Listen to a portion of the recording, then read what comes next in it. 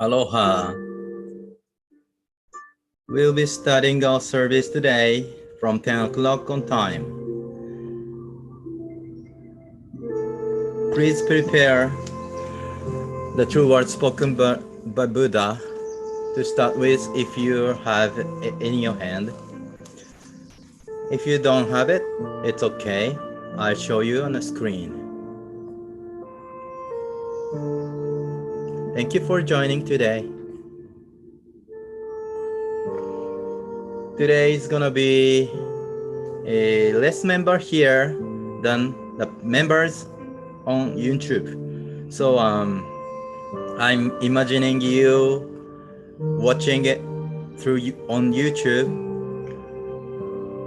It's a little bit difficult, but I'm trying.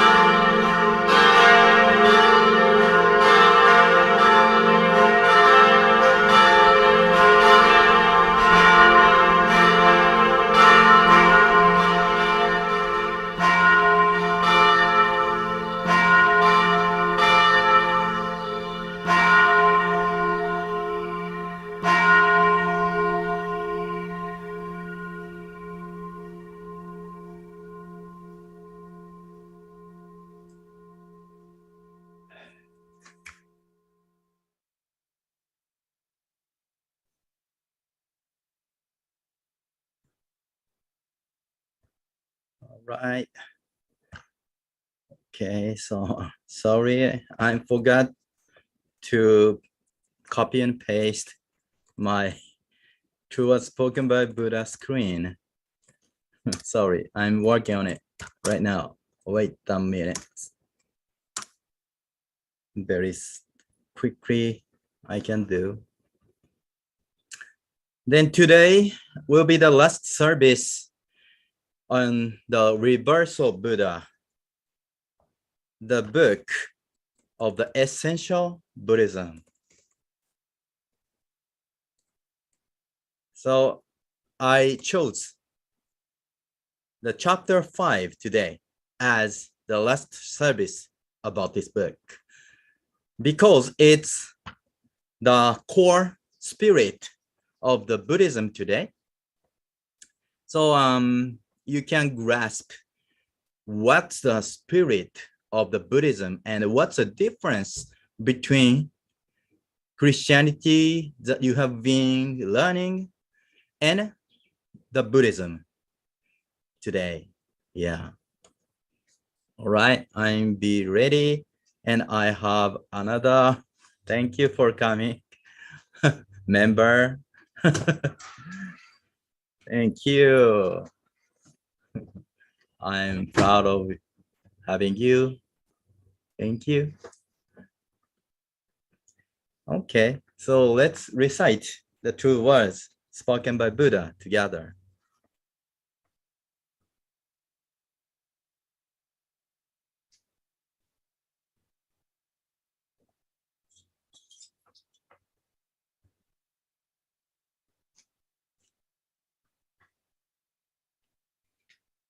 The true words spoken by Buddha, Ryuho Okawa.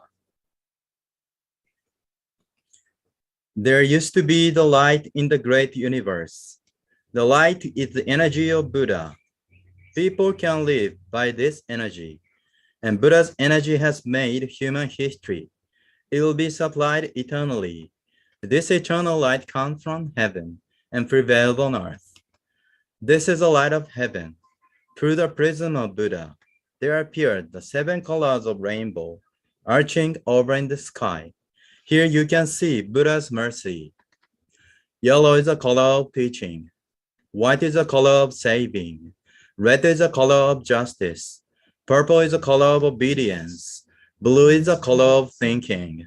Green is the color of harmony. Silver is the color of progress. These 7 colors help each other, and there appears Buddha land. Buddha land is shining brightly because of gathering of bodhisattvas. This is a land of love or the land of mercy. This is a land of wisdom or the land of teaching.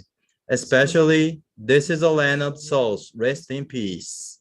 Real souls are the children of Buddha. The children of Buddha became real human beings. Real human beings have spirituality. The spirits are immortal powers. The spirits are immortal forces. The spirits are real entities. The physical bodies are shadows of the spirits. It means you are a boat sailing down the great river. The great river is a symbol of the course of lives. Each of you sails down as a small boat, so you need a boatman. If you are not for your own boatman, you surely go aground. This boatman really means your mind.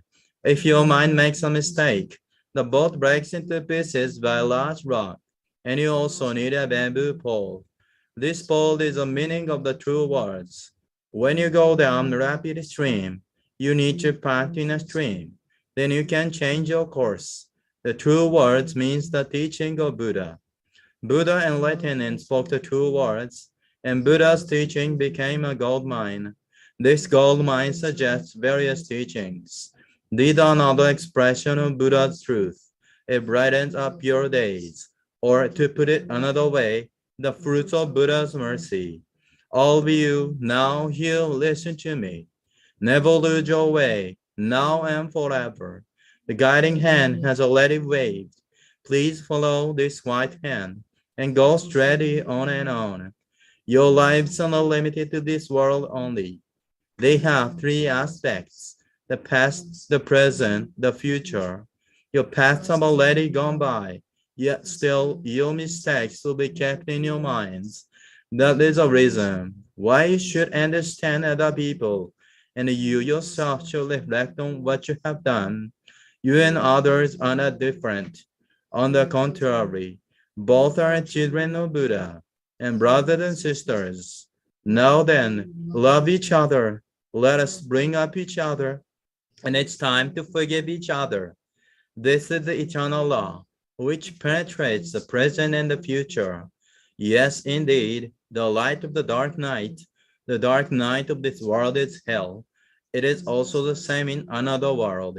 Since we came down to this world, the sun of the truth is scheduled to rise. Now we are watching rising sun. It will show light to the future, to invite sad people to Buddha land. Now here I command, there shall not be conflict in this world. There shall not be distrust in this world. There shall not be crime in this world. There shall not be evil spirit in this world. There shall not be the devil in the next world. Only the ideal world, utopia, shall be realized. All of the people love each other, live harmoniously, believing in one another. The world is utopia. All of us could be the light of bodhisattvas, believing that the light has reality, believing that love has reality, believing that the truth has reality. These are the facts that should be conveyed. We, the light of bodhisattvas, get together, work together to keep right mind and live in tune with Buddha's words. Here we vow to do so.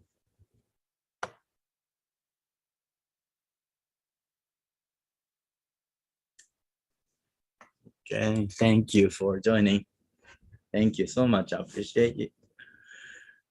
All right, so today we're gonna have last service about the rebirth of Buddha, then I chose the chapter 5, fifth chapter. The subject is patient and success. This is gonna be Buddhism way of the perspective towards success. It's different from Christianity one. We are learning through to grasp this image today. As you learned last time, Buddha or God is shedding a certain vibration. It's called happiness towards humankind. That is the origin where we are created for. And we have a certain frequency in our soul in vibration. That's called the law of same wavelengths attraction. We will connect to God and Buddha through the law of same wavelengths attraction. If we are attuned with God and Buddha, the happiness of the vibration comes to us. Otherwise, you are in like desert, thirsty in your soul, and suffering from the setbacks in this world.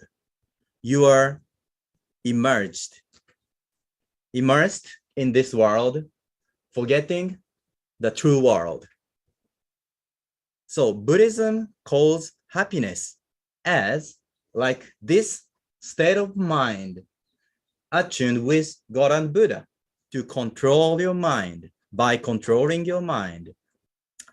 Yes, that's a point where we are reaching out today. Then let's check if you are like this below for the checklist and count if you are in the situation like this below, all right? Please check it in your mind and count if you are in the same situation as there. So let's go ahead, please.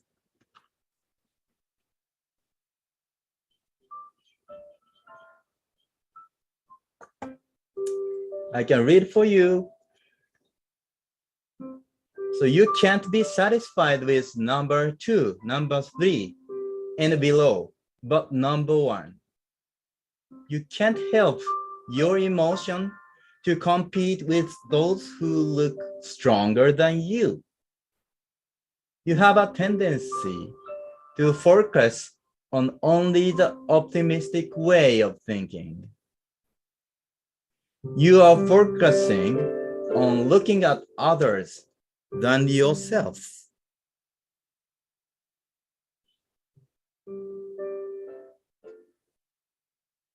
You have impatience in your mind. You often give up if you can't achieve a goal immediately. You sometimes look down on people while you're doing great. You repeat doing mistakes and succeeding alternately. Right, so I show you 1, 2, 3, 4, 5, 6, 7, 8 points here. Please count if you are in the same situation as the screen.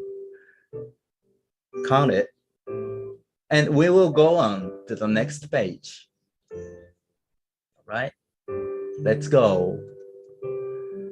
So you sometimes find yourself speaking too much than listening to others. You often end up judging or feeling negative towards people when they insist a different opinion or idea from you. When you're in failure, you sometimes insist you are right and others are wrong and make excuses before you start reflecting on your mistakes. You have a tendency to find fault with others and point out their shortcomings. You feel uncomfortable to have precepts or restrictions, feeling deprivation of freedom. You can't easily apologize to others and be in humble attitude. Right? So there are 1, 2, 3, 4, 5, 6 points. In total, 14 points out of 14. How many do you get in the same situation like these? Yeah. I don't check it. I don't check it. I don't ask you how many do you have. But these are the situations that is totally opposite from what we are learning today. So if you have it, please learn carefully about the very points that you have in this list today. Yeah, how to convert your mind to what we learned today. Okay, so let's go.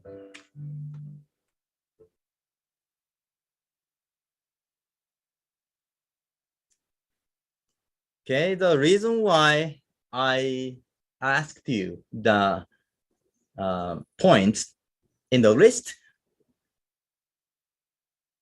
let's say a Christianity society has a same tendency in their thinking way.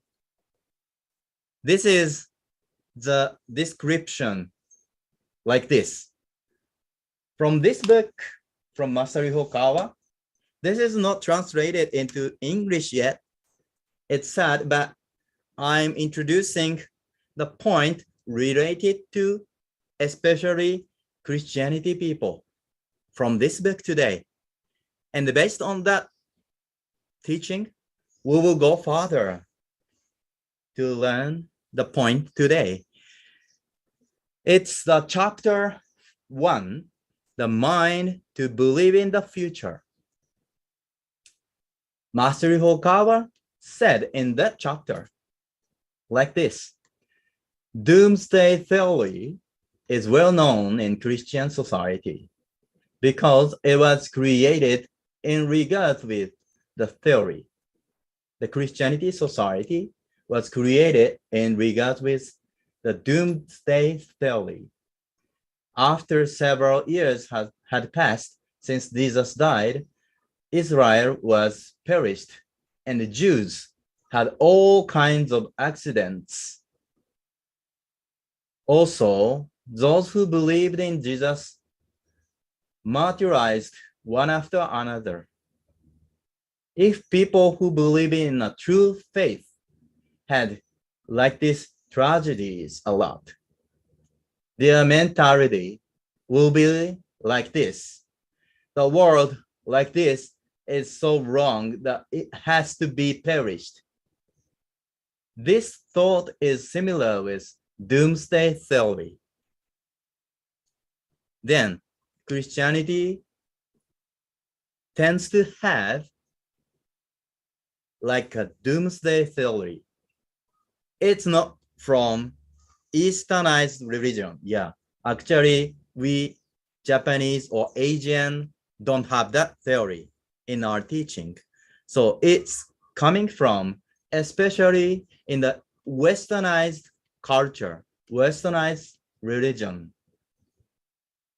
Because if people think hard about crucifixion in their subconscious mind, they gradually walk towards death like Jesus did.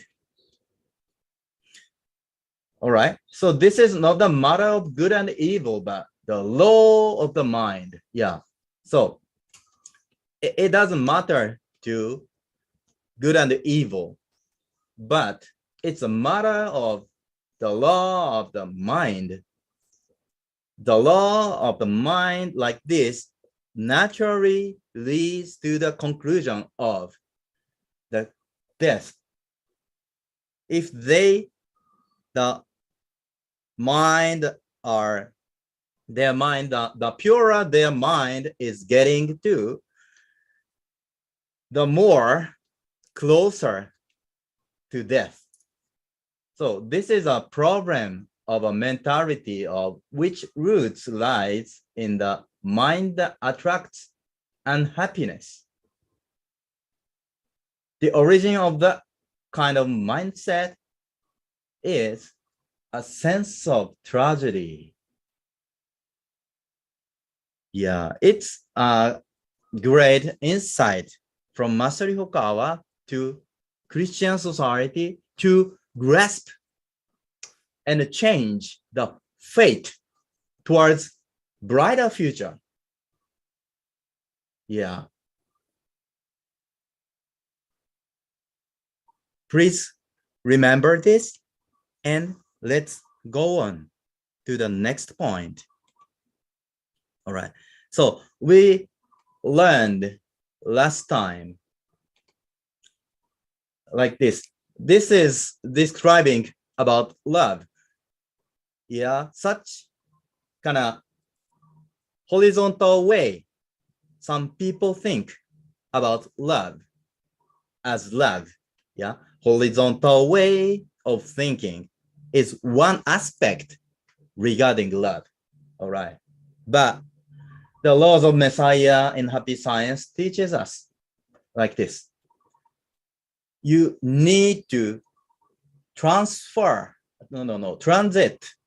once to the another world like God and Buddha and come back to the earth to love people.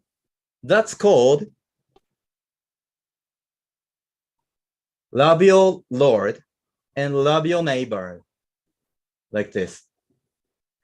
But sometimes people tend to think love is only horizontal way, but happy science taught us there is another way to love people in this like a vertical way.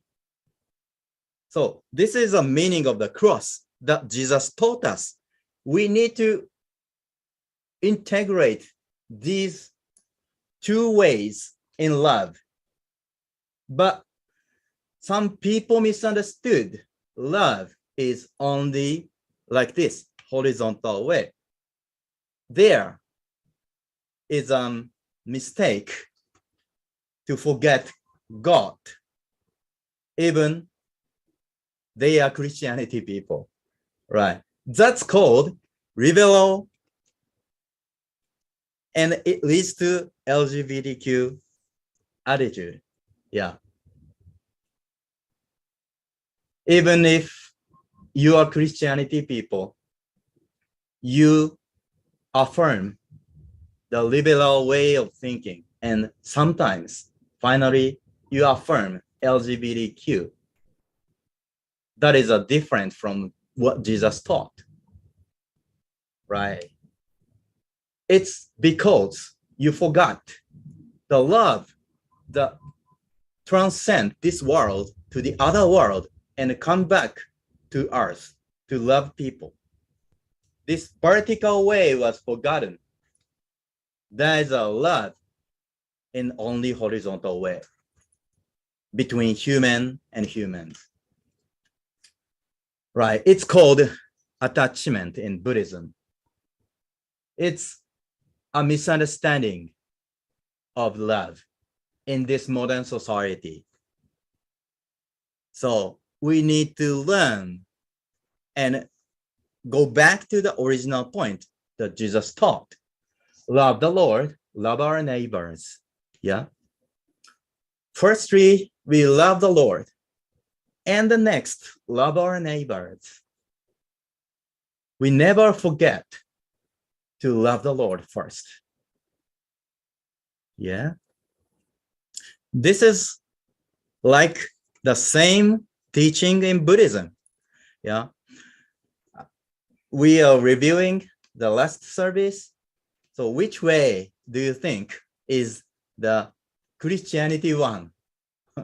Is this a strange question to you, right? Which way? Yeah. I'm trying to follow slide 22.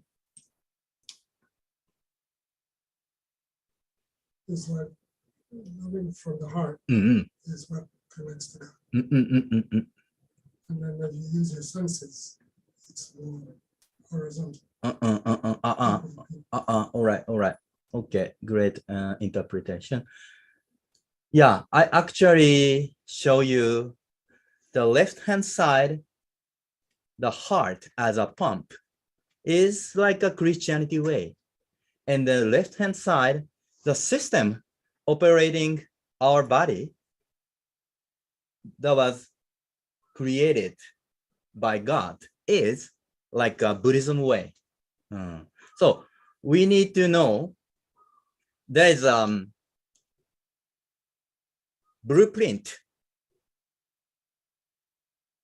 And then we can pump the blood into the system. So the system first and the pump second, right? Like this. We need to know. We need to know to love the Lord that is equivalent to of the God's will. Why God created this world?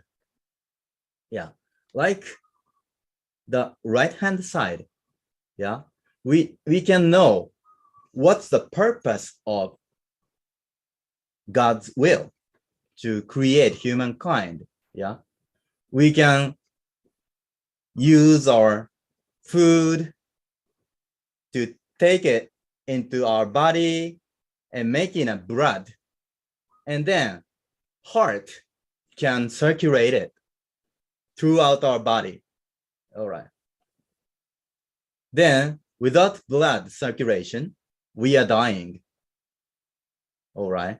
Both are needed to survive, but the blueprint coming first.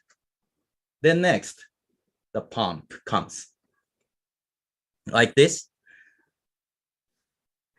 From the Book of Nine Dimensions, Jesus' work is closely linked to the work of Shakyamuni. Shakyamuni's responsibilities are focused on God's laws, which can be compared to the nervous and circulatory systems of the physical body. Like the network of veins in our bodies, they reach all parts of our being. If Shakyamuni is the brain and the creator of our arteries, veins, and capillaries, Jesus is the heart that pumps the blood throughout our body. Just as without a heart, the various parts of our body would cease to function. Without the work of Jesus pumping love throughout humankind, the members of the Earth spirit group would fall into disarray, causing rampant conflict and hatred. Like this. So we Eastern people and you Western people get together and work in the right way, humans can survive, right? Then we need to know how to integrate those two civilizations. Yeah, civilizations originated from religions. Then Eastern religion originated from Buddhism. Western religion originated from, let's say, Christianity and Judaism, right? Then we need to work together. Okay. So we need to know what's the difference between two different types of the religion. Okay, so which way do you think is Christianity one that animals stand for?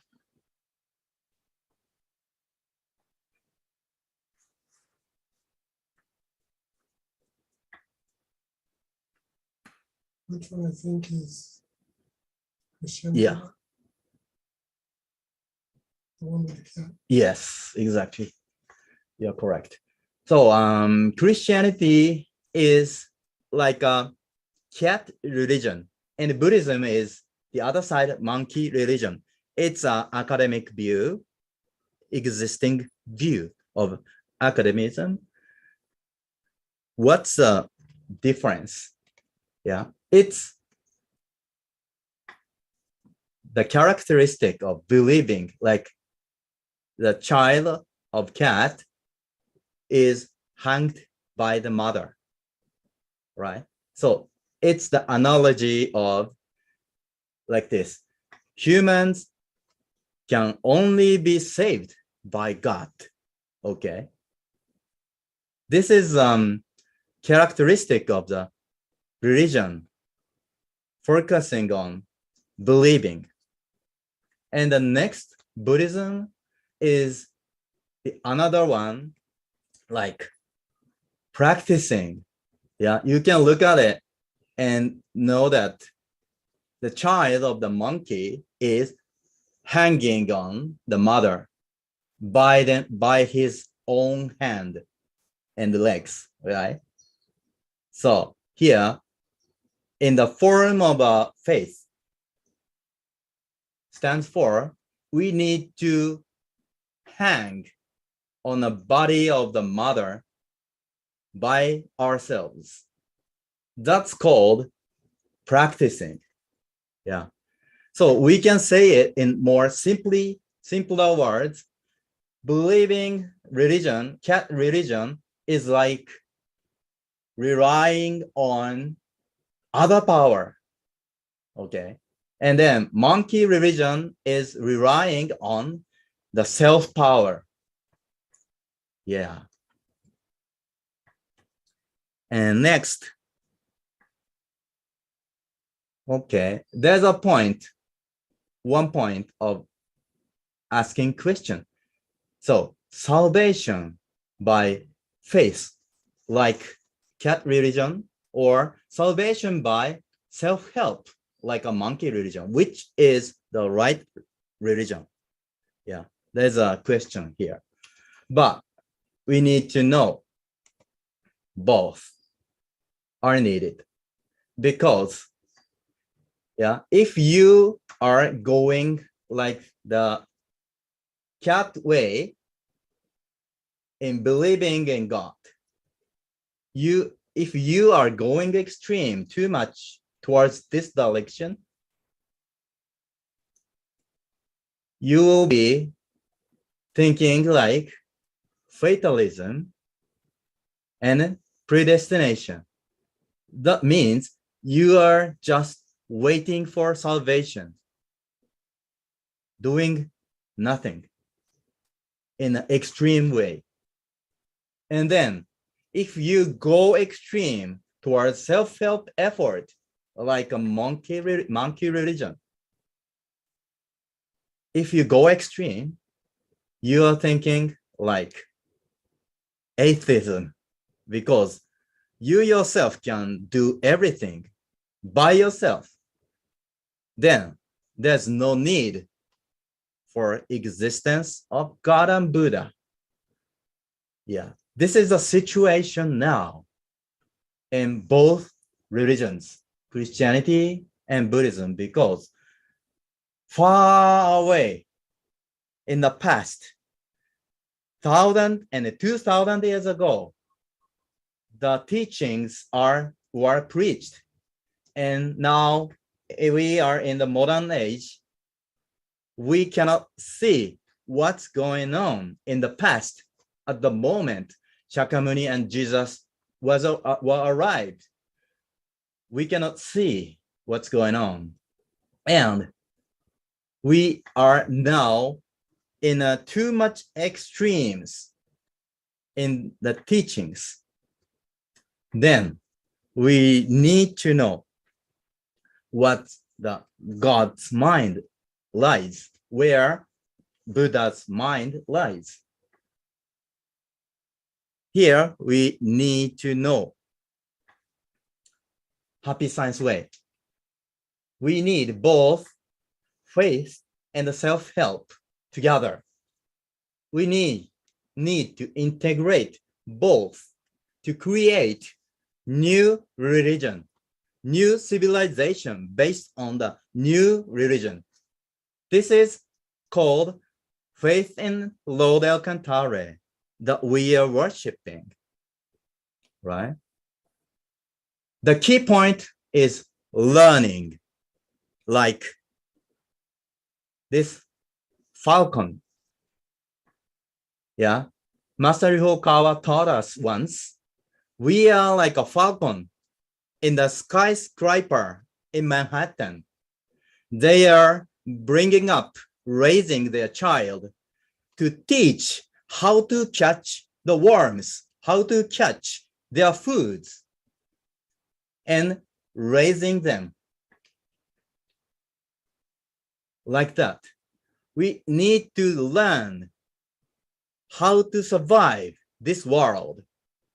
Here needs many learnings, right? And the learnings can make us integrate these two religions, these two civilizations, believing God and self-help effort together, because we can believe more deeper through learning the secret of the spirit world, secret of God and Buddha. And we can raise our faith. We can enhance the ability to believe in invisible world. All right. And the Buddhism side, if we learn the truth in the spirit world and God or Buddha, we never forget the existence of God and Buddha. We never go to the atheism, but people cannot believe in the invisible world through their eyes, through their ears, through their brains. They cannot touch, they cannot see the invisible world. So they tend to be like an atheism. It's pity situation in the modern age. Even they are monks, but they don't believe in Buddha and God, even though they are Buddhism people. All right. Here, we need to know 3 different types of faith. All right. So one is cat religion, through believing. Another one is monkey religion, through self-help. But there's the other one, like happy science teaching, falcon religion, to teach people and let them learn how to survive, how to live in this materialistic world, to be like a spiritual person. We need to know, yeah, these 3 things: believing, practicing, so sorry, I wrote reading, but learning are the factors of new civilization faith. These 3 factors are needed to be integrated. All right. Yeah. This is why I'm talking about Buddhism today, because Christianity people sometimes, like as I mentioned earlier, sometimes misunderstood. Love is like a horizontal way only. Then people are far from God. But some pure people can leap into God without stairway. Just believe in God and they reach out to the state of forgiveness. But there is less people there because it doesn't have the stairway to forgiveness. So only a few people can reach there, but ordinary people cannot. It's the necessity to learn the many teachings to show the path to God or Buddha. Like Happy Science is doing, we are publishing many truths of the spiritual knowledge. We need to know what's the suitable teaching to us to get up to the stairway to the God and Buddha.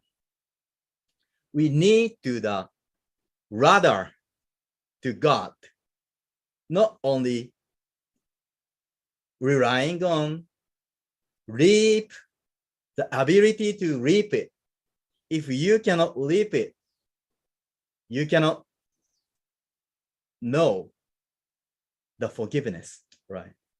They misunderstand the love as just like an instinction of human beings. That's like animals. It's gonna be finally LGBTQ. That's somehow animals' behavior. You see, in the sexual intercourse of the LGBTQ is as same as animals. You can imagine it. I cannot say so far, but you can imagine it. Yeah. So we need to learn. And going back to the first place today, yeah, you Christianity people tend to think life is dramatic, like Jesus Christ. Sometimes you will be persecuted if you believe deeper in Christianity faith, because your subconscious mind works towards Jesus Christ, that Jesus was crucified on the cross and died. Like that, you work towards death like Jesus did. So you think life is dramatic like that Jesus did, and then you subconscious mind will be approaching it. But religious practice makes you big difference, right? Like step up a small step, a small ladder, a ladder towards God, one by one, and even ordinary people can step up to the ladder to the God and Buddha. So everyone can be enlightened in learning. You need to believe in God and Buddha, and you need to practice the teaching, but the bridge between believing and practicing is learning. Yeah. Okay. Then let's go on to the master's teaching today out of this book.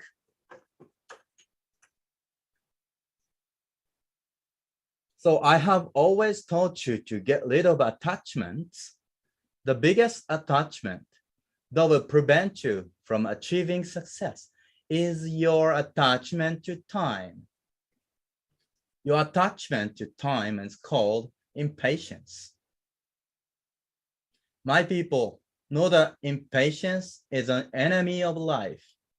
Impatience is a desire to see results as quickly as possible.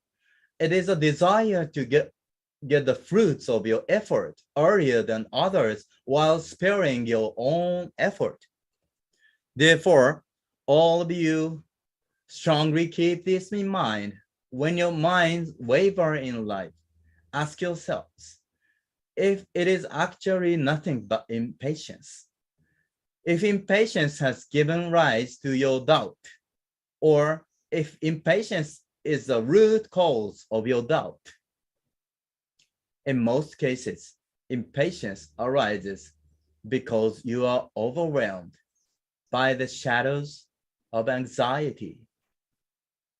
The root cause of impatience is to be found in the anxiety that something that harms you or hurts you will confront you.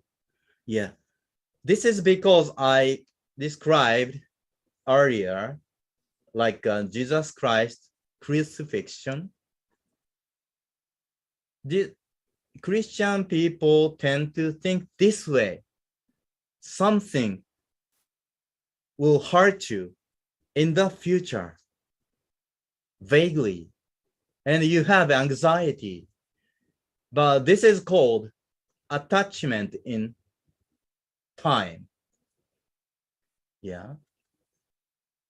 All of you think hard about where lies your life's mission and where lies your life's purpose. Then I am sure you will hit upon a fact. By no means are we aiming to live through life on earth as quickly as possible. Like Jesus did, within 33 years, he accomplished his mission. But if you manage to run through your life in a rush, such a life has no flavor to it. Jesus could do it, but you don't need to be like Jesus Christ because he achieved his mission. What is your mission? Just like be like Jesus Christ? No. He fulfilled his mission through his death to convey the teaching of love throughout the world. Did you do that? No, yet. So you live longer than Jesus Christ to fulfill the mission, to tell the truth to the people around you. If your mission is not fulfilled, you cannot die, right? But Jesus Christ did fulfill his mission, and his teaching of love lasts for 2,000 years. This is what he did. But we, people, need to know to live longer, to tell the truth to the people who are not aware of the truth, right? Does it make sense? So, times of loneliness. This is a key to triumph in life, all right? Build in yourselves the ability to endure loneliness. The key to triumph in life is found in the ability to endure loneliness. Those who fail at enduring loneliness have never experienced true success. Loneliness always precedes success. The most important matter is how you live through these times of loneliness. Sometimes these times of loneliness last only but a short time, but sometimes it can last for a very long time. There may be some of you who will be in solitude for 10 or 20 years. However, you must not fear. You must not fear loneliness. Do not forget that in times of solitude, Buddha is always besides you. Buddha stands by you when you are lonely. Do not forget that the Great One has also come down and is sitting close to you when you are sitting alone. You are not alone. You are not alone just for the sake of being alone. In this very moment, you are truly training your soul. Your soul is about to shed inner light. The light from the depth of your soul is just waiting to burst forth. Oh, my young ones, do not fear loneliness, for it is in times of loneliness that your soul is given a great chance to grow. And you shall meet the great time, great moment, and great life. Only when this loneliness is overcome will a truly brave one be born. Let's go next. Here are 3 conditions for success in this context. First, maintain a peaceful mind. The first condition of success is that your mind must always be peaceful.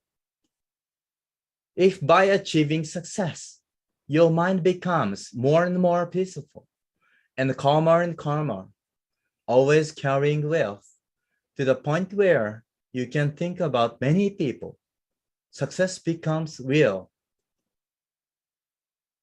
So the first condition is the peaceful mind. The second, do not invite jealousy. The second condition of success, do not invite the jealousy of others. If you create various emotional conflicts, create attachments, or invite grudge and envy, then that is not true success. If there is even one person who envies your success, then you must think that you are still lacking in virtue. What does it mean to lack in virtue? It means there are people who feel they suffered a loss because of your success. Then third, the fragrance of enlightenment. This is the third condition of success. The third condition of success. There is one other important mindset of success. Your success must increase the radiance of your soul. Do you understand what it means to increase the radiance of your soul? It means that you must give off the fragrance of enlightenment around you. You must give off an aroma of enlightenment. Its mellow fragrance will enrich your mind and the minds of all those around you.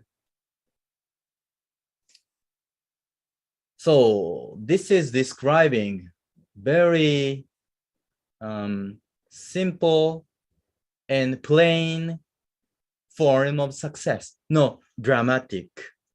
Yeah. So here I need to say, please expect like this.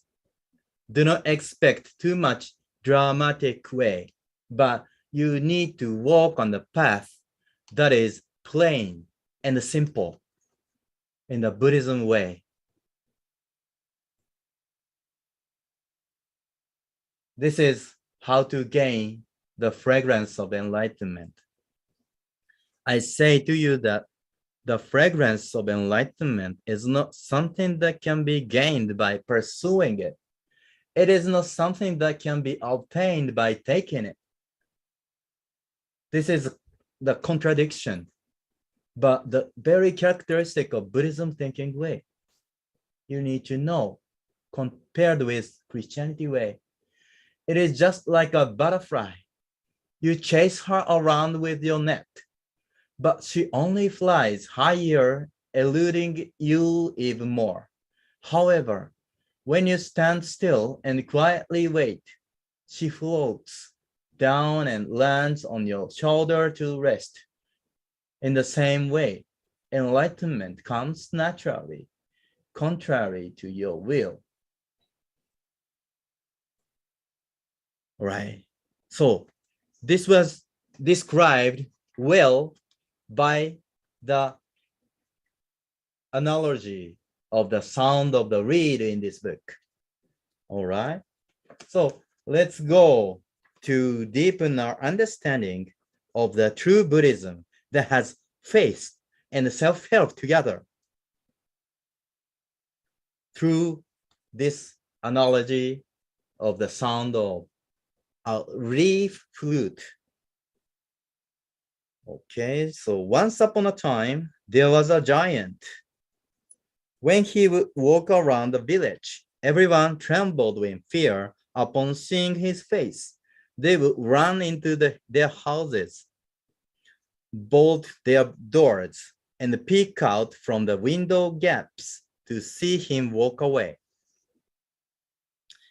The iron shackle around his ankle suggested he had escaped from somewhere. The giant was very strong, dragging a horse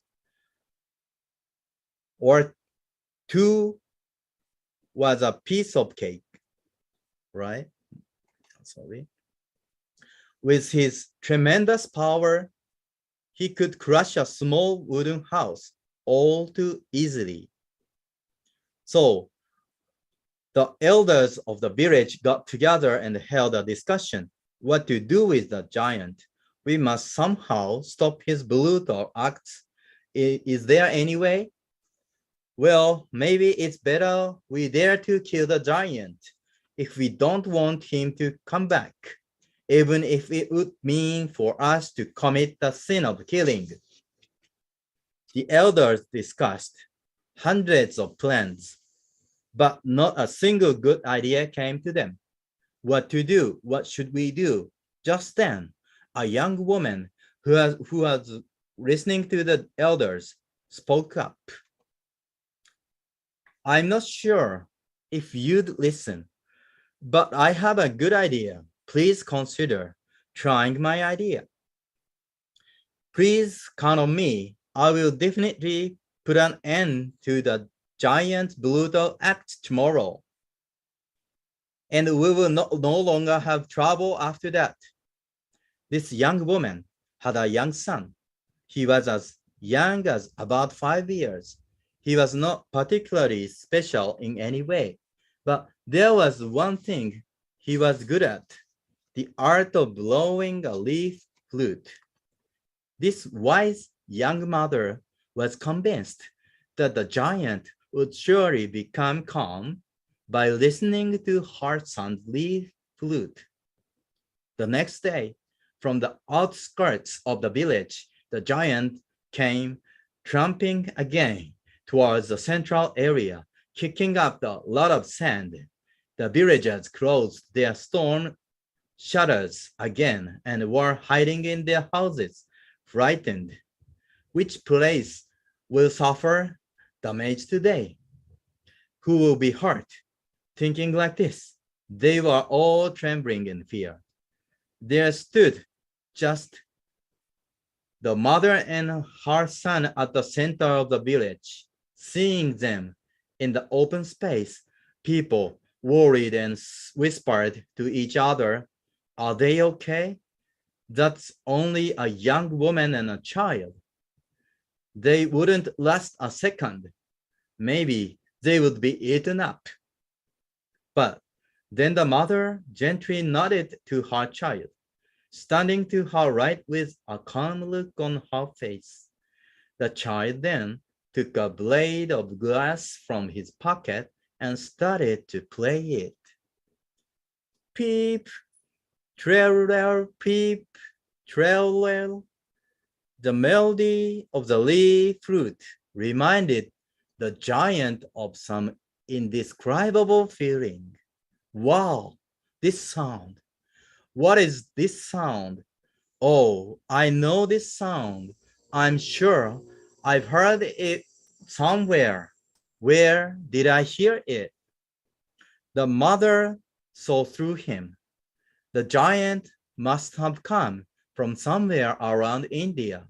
He must have been a servant of a noble man.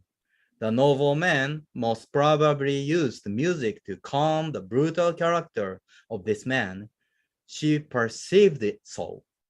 Indeed, the giant has seen serving a young lord in the past before he escaped.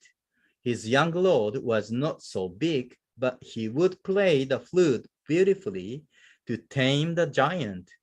That is why, upon hearing the leaf flute played by the young boy, the giant remembered the melody he had missed for a long time, and this prompted the giant to reflect on all he had done to this day. Then large teardrops began trickling down his face, one after another. The villagers were amazed. Look, the giant shed tears at the melody of the 5-year-old boy's leaf flute. Oh, well, the giant wasn't such a bad man after all. Look at him crying at the melody of a child's leaf flute. He wasn't such a bad man. Oh, I see. We thought that there was nothing good about this giant, but he has a sense for music. Why not play the flutes together then? Thus, through the melody of the flutes, the kind heart of the giant was recognized.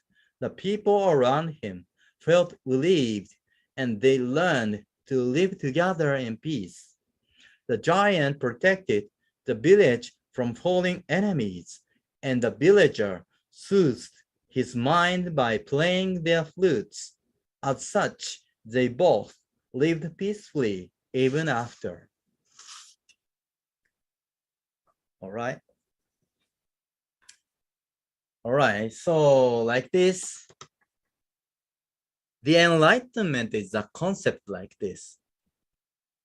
Compared with the dramatic tragedy, we need to be like ordinary people and live in ordinary life.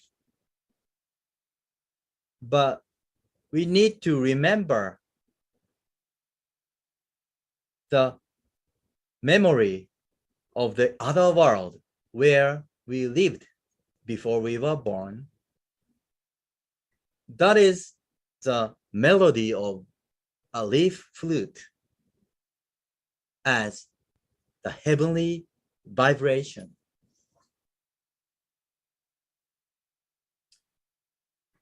The heavenly vibration makes us feel at home in the heavenly world like this. Then Master teaches us like below. The giant and the villagers are not separate individuals. They are all residents who dwell in your mind.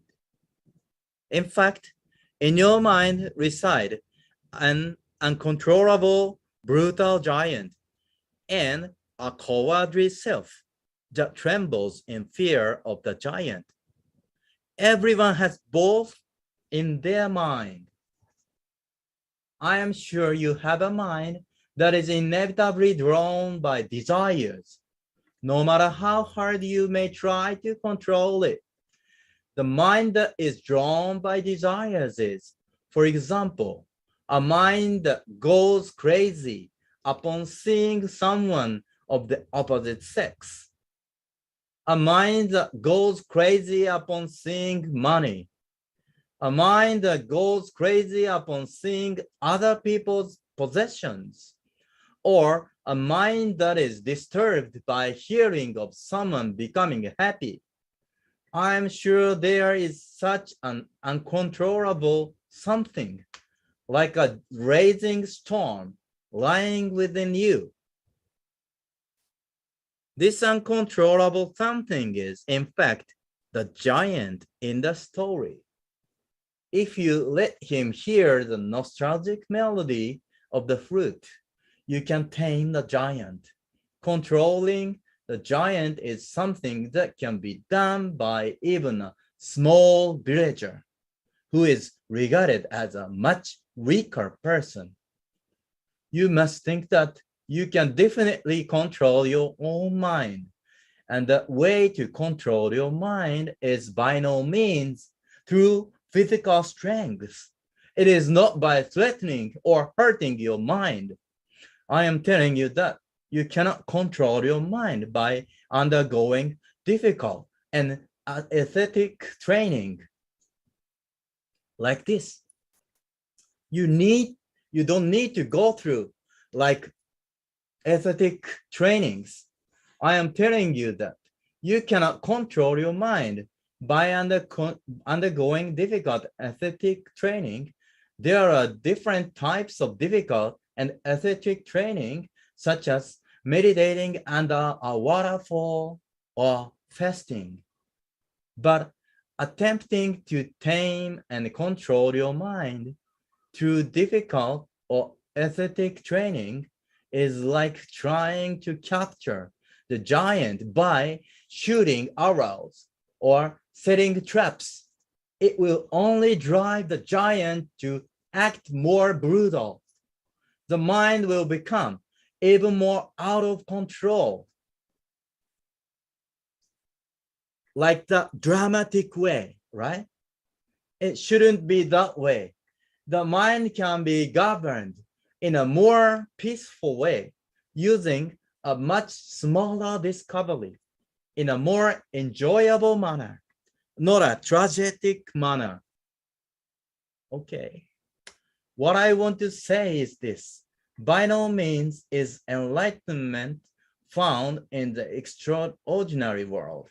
By no means is enlightenment found in extraordinary experiences like Jesus did on the cross. Okay? I'm describing the subconscious mind where lies in the Christianity society people have.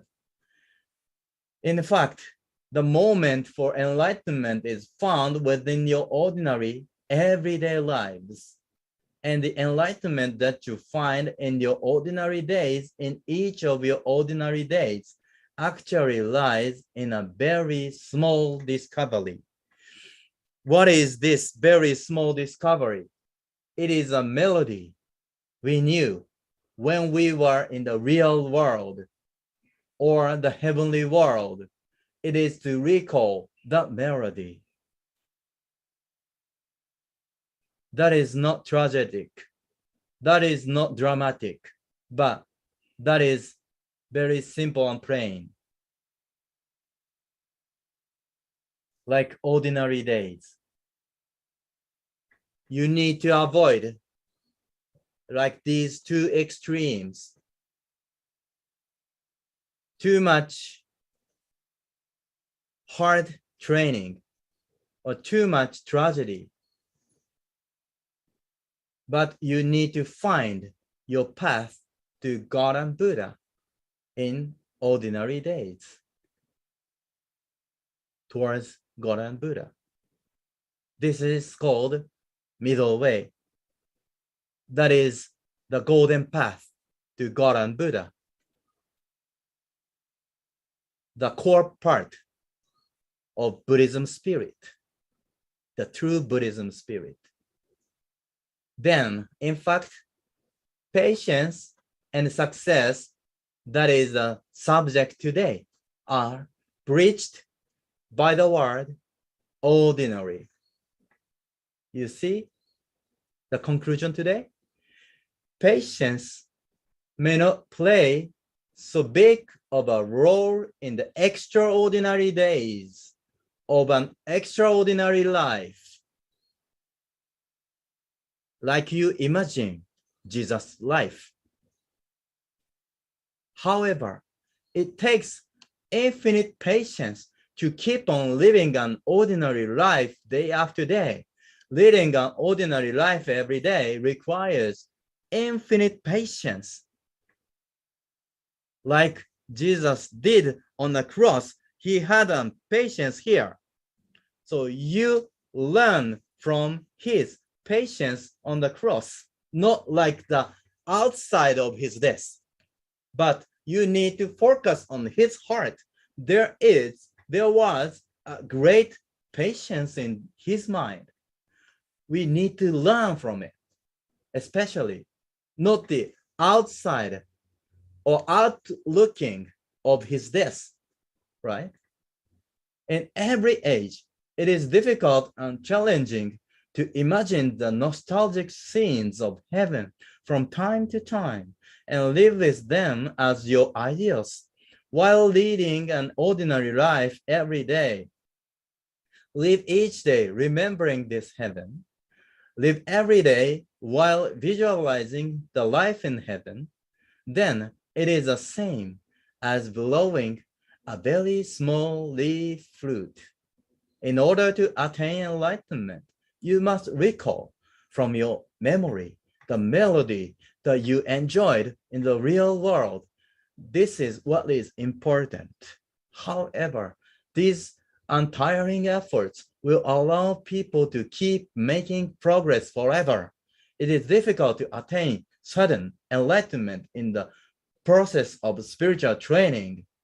It is difficult to make great progress all of a sudden. Yeah, as I said, leap towards into forgiveness. It's difficult, but you need to step up one by one in the ordinary days. This is a royal role to the God and Buddha, not to leap into it. Even if you cannot read an entire book, read at least a single line so that you can feel you have taken a step toward today. Accumulating such a day each day is actually the key to opening the way to a great future. Patience is necessary for success. And success achieved with patience will never invite the envy of others. That is because the amount of effort spent to achieve success earns the respect of other people. In this way, success achieved through patience will always shine with virtue. This virtue has an antidote that can completely clear away other people's jealousy and bitterness. All successful people must acquire virtue through patience. Then your efforts will definitely be rewarded even with an extra. I am sure a great influence will be born from your virtue. I believe so. Okay, this is it. I believe you grasped the core part of Buddhism compared with Christianity. Yeah, I don't deny at all the Jesus life, but he was genius. Not the same as ordinary people can do, right? So you need to go on an ordinary path towards Jesus Christ. It takes years more than Jesus was alive. 33 years. Okay. It takes forever. We need to live longer. This is why I am saying the thing like cat and monkey and falcon. We cannot leap into conclusion as forgiveness, but we are reaching out to the state of forgiveness through learning, going up to stairway of the teachings in Happy Science. There are a lot of teachings published so far in 35 years. Thousands of teachings are taught like this. Master published 3,000 titles of books for salvation of humankind. Please feel his compassion and mercy to save all humankind. And he is a model that we are following. Like ordinary man, but he is not ordinary. At the same time, this is the model we can follow. Infinitely towards God and Buddha. So please know this and change your mindset. Just like not being like Jesus Christ, but you need to be like Jesus' patience and live longer without dying soon. The subconscious mind for dying soon makes you ill or disease in your physical condition, I can say. If you have ill or disease, please find the cause of your mind, like being Jesus Christ's crucifixion in your mind. No, you need to be like Jesus, learning from his patience. Yes? Please think about it and imagine it. Live longer with patience in ordinary life, attuning yourself with heavenly vibration.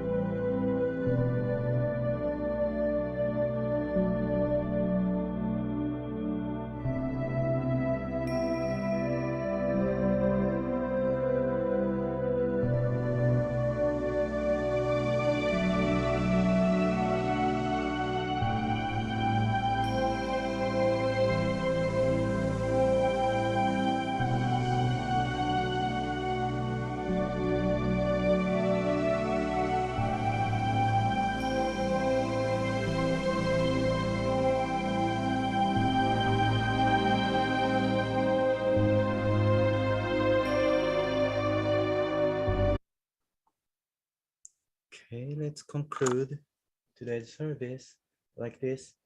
So we human beings like this, we resonate with each other like this in our vibrations. Okay, if you have a calm and peaceful mind that resonate others in your heart, that is a most peaceful way to change the world. You know how your mind vibrations work in a better way. Attune yourself with God's vibration is the most peaceful and best way to change the world. Right. And that is accomplished only in ordinary days. You need to lead the ordinary days with patience, like we learned today, right? If you are dramatic days, you cannot see yourself crowded in your mind. You cannot find your mind clearly. There is certain dirt in your mind.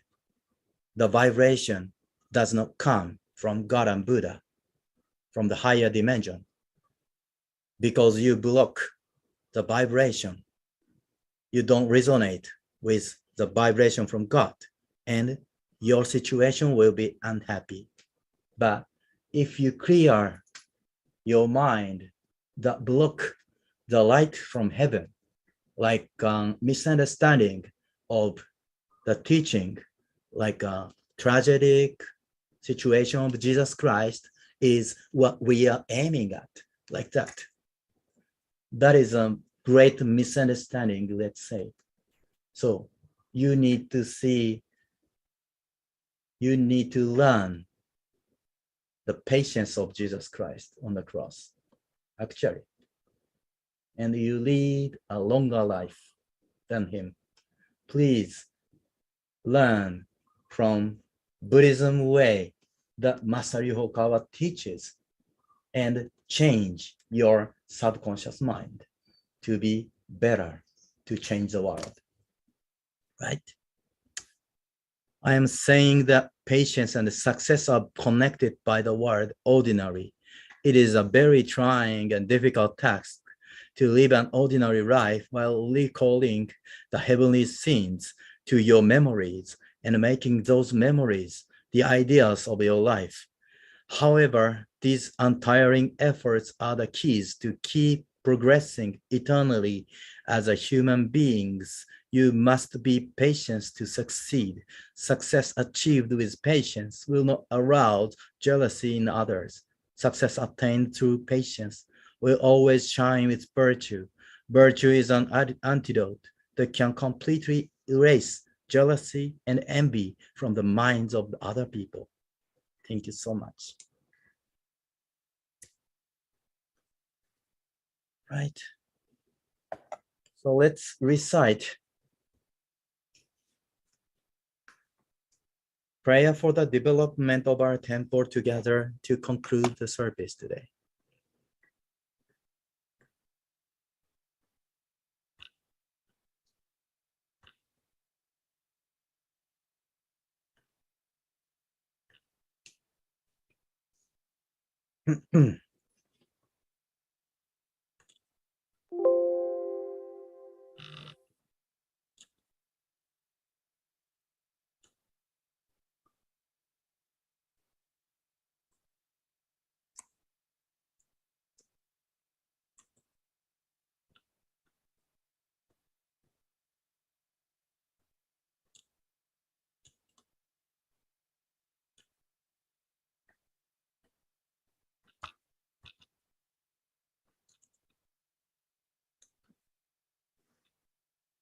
Okay.